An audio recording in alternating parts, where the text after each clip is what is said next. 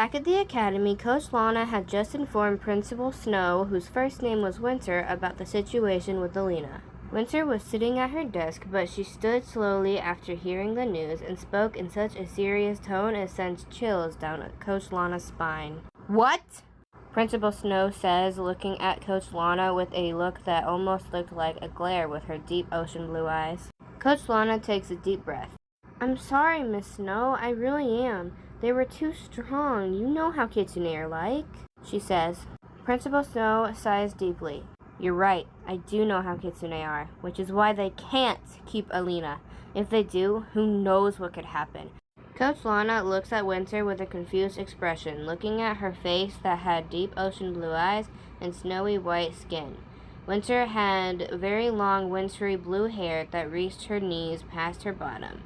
She is wearing a long, frilly, wintry blue dress that had long sleeves and dark blue crystals around her cleavage area and the front of her waist area. Her dress was very low cut as well. "Miss Snow, if you don't mind me asking, what would they do to her exactly?" Coach Lana asked with concern in her tone. "Oh, well, they're evil, so who knows. Look, we need to find a way to get Alina back. They can't hurt her," Winter exclaims.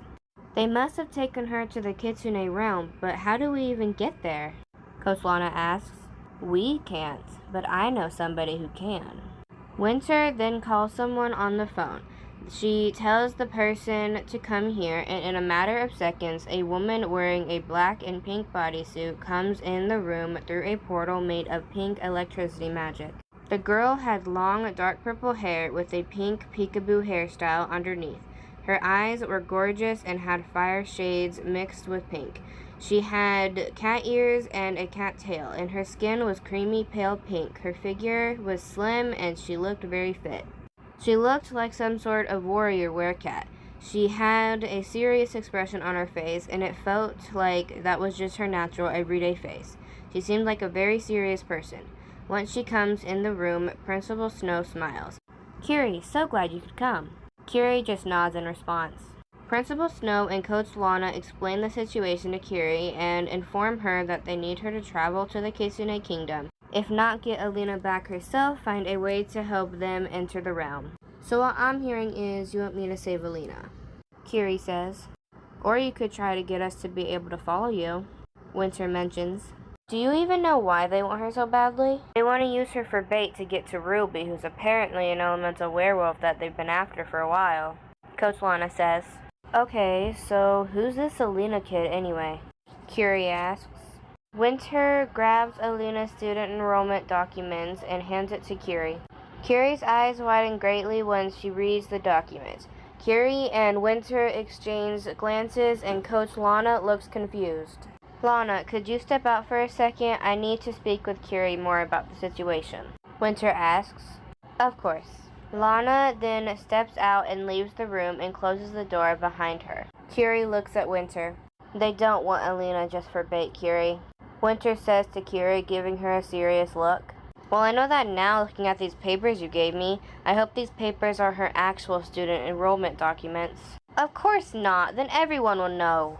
"I'm guessing the Kitsune have already started trying to unlock her abilities. Let's just hope they haven't succeeded," Winter says.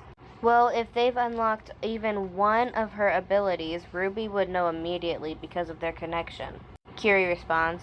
"We can't let them get to her. Unlocking her powers forcefully and recklessly could damage the balance," Winter says. Kiri nods. "That's why I need you to travel to the Kitsune Kingdom." Winter looks at Kiri deeply in the eyes. Kiri sighs. "I can't save Alina, Winter. You know as well as I do that if anyone is going to save her, it has to be Ruby. Alina's magic will go haywire if it's been tampered with and one of us tries to tamper with it more. Ruby's the only one who can help her at this point." "Well, you can at least go there and gather information. We don't even know if they've succeeded in any way or even tried to tamper with her magic. They're Kitsune. I'm sure they've made at least some progress. Let's just hope Ruby doesn't get captured as well," Kiri says. "That's if she's even going to get involved," Winter responds. "She will. She wouldn't risk Alina being hurt like that. If Alina's hurt, she's hurt." Winter nods. The two continue to talk about it for a little bit, and after coming up with a plan, Kiri summons her portal and leaves to the Kitsune Kingdom. Kiri had an earpiece that was in her left ear. That's so she can speak to Winter while she's there. It was covered by her ear so nobody would see it. Kiri looks around and sees the dark environment. She hates every bit of it.